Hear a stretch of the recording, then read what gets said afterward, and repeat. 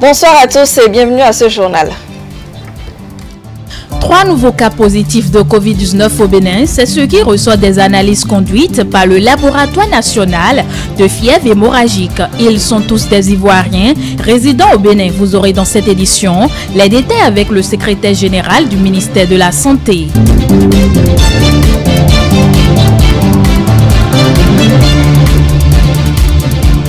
Un cordon sanitaire sera installé, les transports en commun suspendus, tel en a décidé le gouvernement à travers ces nouvelles mesures de lutte contre le coronavirus. Une équipe de notre rédaction s'est rendue sur les parcs de minibus du marché d'Antokpa pour recueillir l'avis des conducteurs.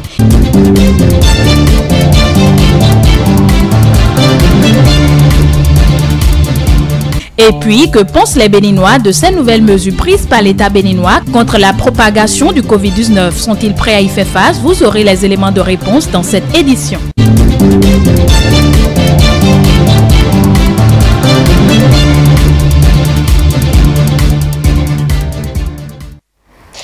Le Bénin a enregistré depuis ce dimanche 3 nouveaux cas positifs de Covid-19. Les 3 sujets ont subi des analyses conduites par le Laboratoire national de fièvre hémorragique. Ils sont tous des Ivoiriens résidant au Bénin et sont âgés de 41, 56 et 18 ans, selon des précisions données ce lundi par le secrétaire général du ministère de la Santé. On l'écoute.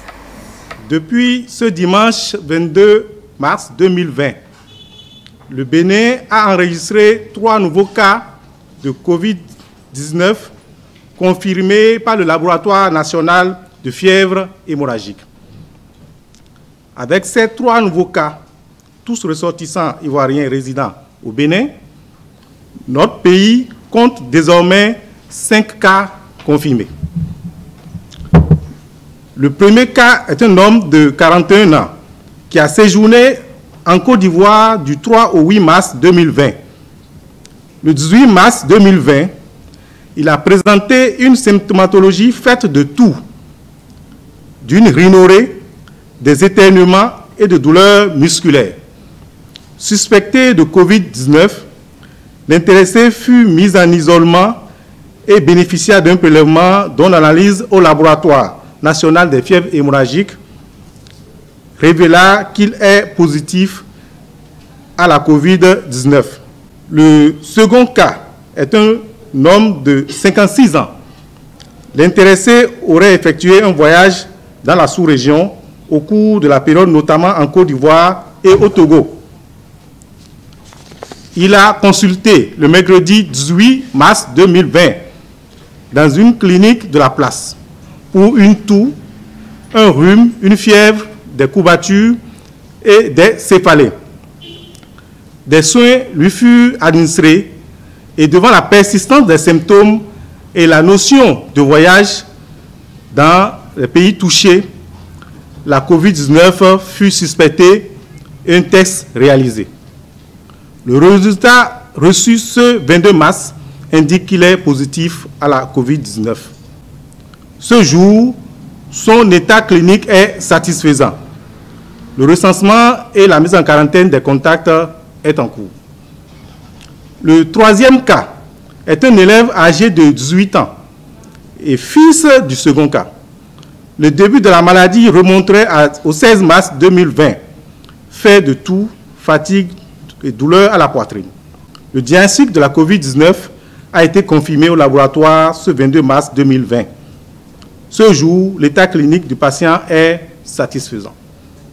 Chers compatriotes, ces derniers cas enregistrés chez des personnes ayant voyagé récemment et qui ont dérogé à l'auto-isolement prescrit montrent à quel point il devient impérieux que chaque membre de la communauté béninoise s'engage fermement dans la lutte contre la Covid-19.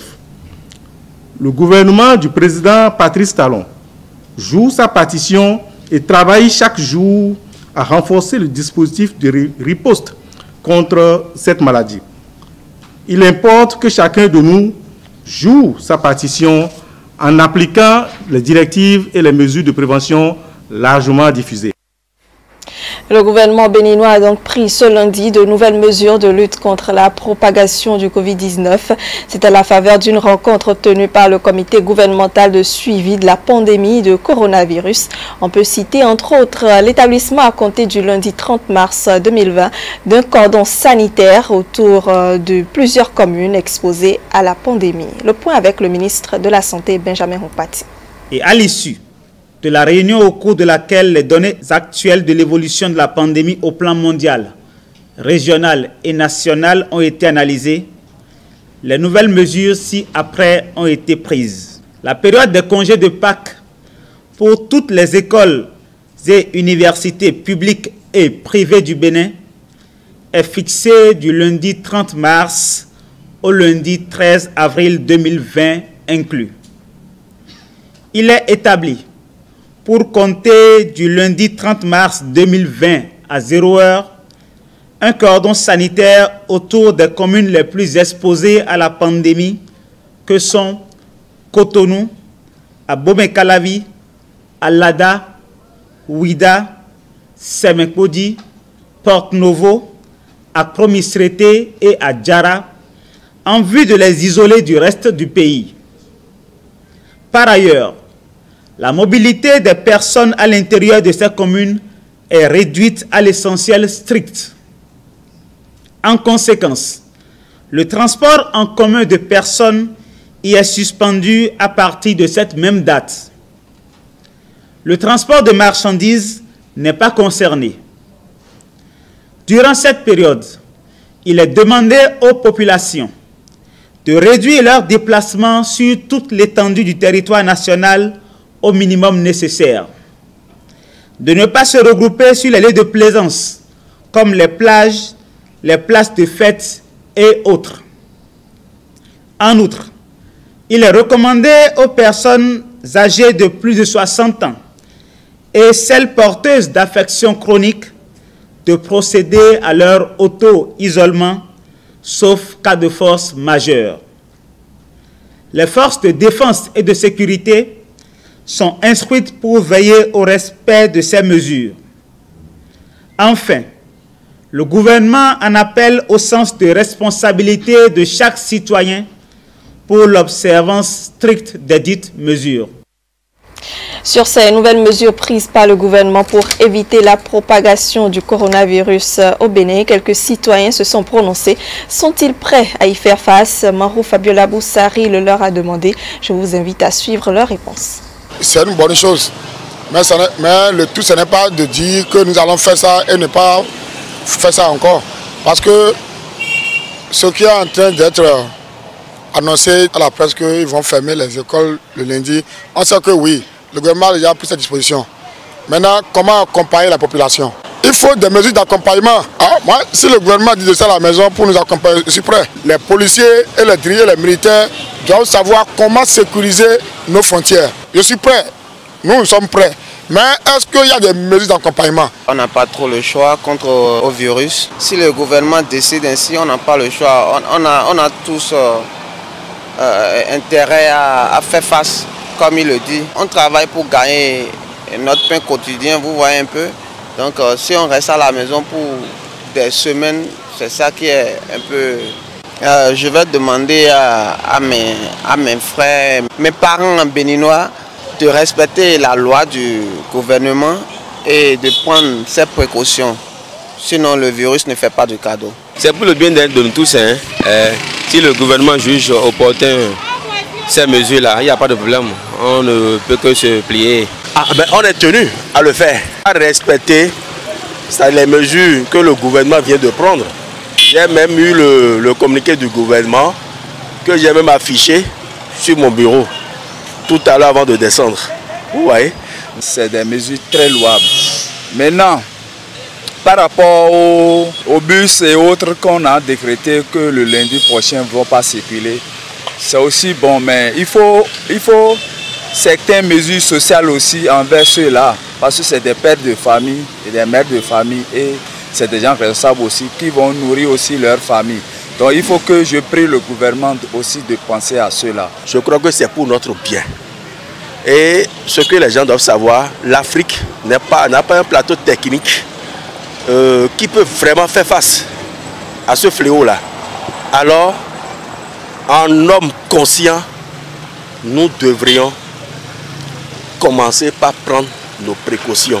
Le lundi, c'est que nous sommes déjà rentrés dans les congés de Pâques. Ça va permettre au gouvernement de réfléchir pour voir pendant durant ces 2 semaines, qu'est-ce qui va se passer réellement. Et si, entre-temps, le fléau commence par se reculer, donc le gouvernement, dans ces réflexions-là, moi je comprends parfaitement, c'est-à-dire l'attitude du gouvernement. Ah oui, mais je demanderais aux gens de prendre ça au sérieux parce que ça va dans l'intérêt général, ça va dans l'intérêt de la population. Il faudrait qu'on prenne ça au sérieux. Je demanderais à tout le monde de prendre ça au sérieux, d'observer bien les mesures prises et les respecter. Un cordon sanitaire sera donc installé, les transports en commun suspendus dès le lundi 30 mars. Une équipe de notre rédaction sur le sujet s'est rendue sur les parcs automobiles du marché d'Antokpa pour prendre l'avis des conducteurs. Suivez donc les détails avec Mathilde Sabi. Covid-19. Depuis le premier cas déclaré sur le territoire national, tout le monde la ressent. Ici, sur le parc de transport en commun, certains se protègent à l'aide des masques, d'autres non. Les minibus de transport en commun font toujours le plein de passagers. Une situation qui ne saurait durer encore longtemps. À partir du lundi 30 mars 2020, les minibus devaient cesser les va-et-vient. C'est le président qui a parlé. C'est le président qui a pris sa décision. Nous, on n'a rien à dire. C'est par rapport au phénomène coronavirus, ou bien comment on l'appelle. C'est par rapport à ce coronavirus-là, c'est pour cela qu'il a dit ça, non? Mais tout ce que le président a dit, c'est bon, c'est pour notre santé. Bon, je trouve que c'est une très bonne décision du gouvernement, même si c'est difficile. Si on pourrait respecter ces dispositions, nous limiterons ainsi la propagation du virus.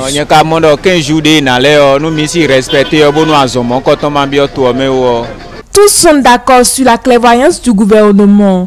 Une décision de suspension du transport en commun unanimement saluée. Et pourtant, transporteurs, chauffeurs et clients pensent déjà aux impacts et conséquences financières.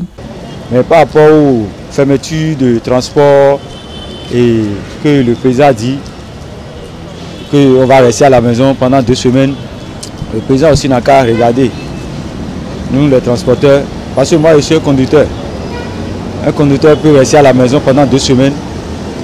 Or, la voiture a de l'assurance, visite technique, les enfants sont à la maison, tous on va manger. Si le président, le gouvernement peut trouver encore une autre précaution, ce serait bon.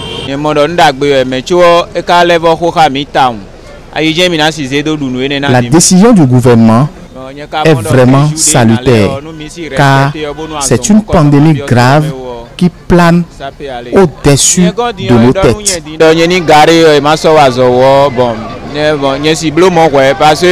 C'est grave.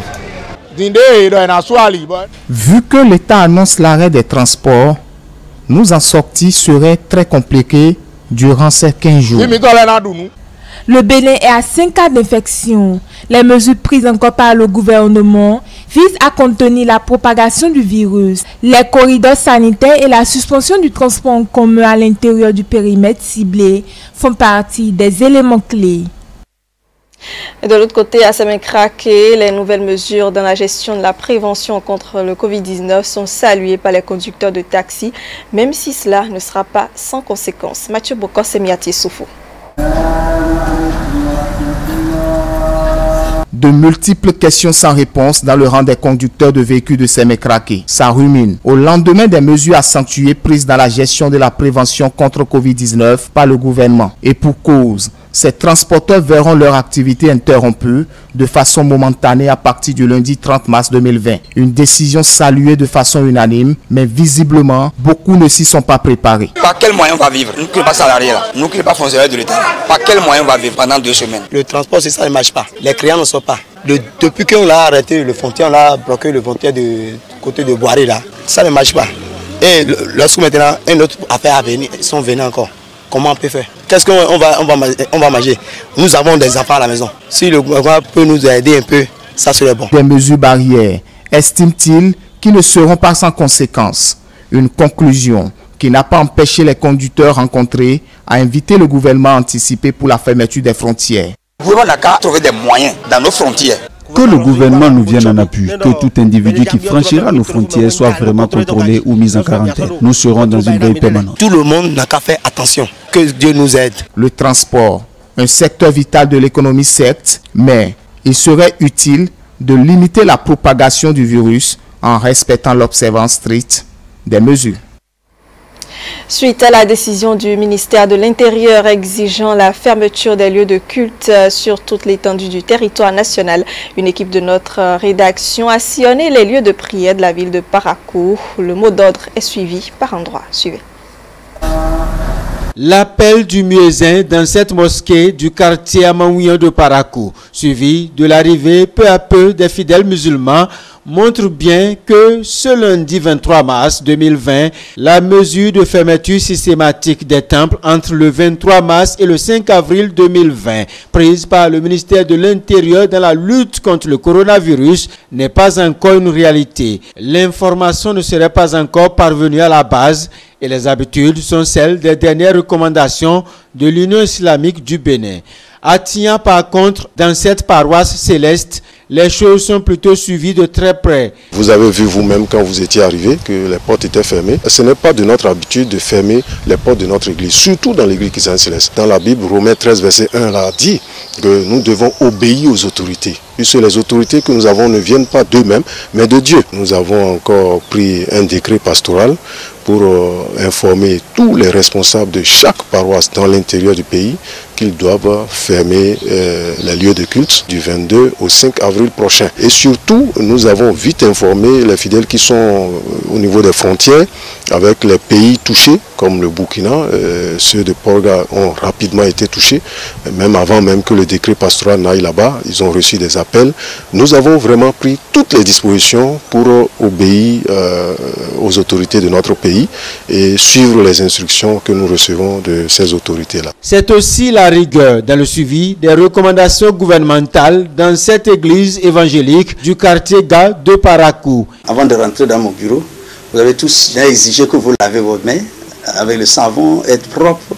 Et également, c'est ce qu'on avait mis en place depuis fort longtemps, avant que la décision gouvernementale a commencé. Je suis déjà au Bénin plus de 20 ans, dépassé même. On n'a jamais fermé une église ni un lieu de culte, jamais. Mais si ça arrive que cette décision a été prise, c'est pour une mesure, c'est pour nous aider. Et c'est pour voir comment on peut éviter cette peste ou bien la plague qui est en train de ravager le monde. Cette mesure, moi j'ai accepté ça de tout mon cœur. Je souhaite même que ça soit fait depuis fort longtemps. Mais gloire soit rendue à l'Éternel que c'est déjà fait. Peut-être ceux qui critiquent ne comprennent pas. Prier pour trouver une rapide solution à la maladie du coronavirus, c'est la recommandation commune des hommes de Dieu. Oui, nous sommes en train de prier par rapport à ça. Et que Dieu donne l'intelligence aux hommes qu'il a créés pour que les chercheurs trouvent solution, peut-être le vaccin ou le médicament adéquat pour guérir rapidement ce coronavirus. Avant que toutes ces choses n'arrivent, nous on a été déjà avertis par le Saint-Esprit depuis l'année dernière que cette année 2020 sera très mauvaise. Le Saint-Esprit a donné des détails que nous n'allons pas donner ici. Et nous avons mis tout ceci en prière depuis l'année dernière. Même si les directives des gouvernants se font respecter par les différentes tendances religieuses, il reste aux citoyens béninois de s'engager chacun pour le respect strict des consignes sanitaires énoncées pour maîtriser le dangereux virus. C'est sur cet élément que nous refermons cette édition d'information. Merci de nous suivre et bonne soirée en notre compagnie.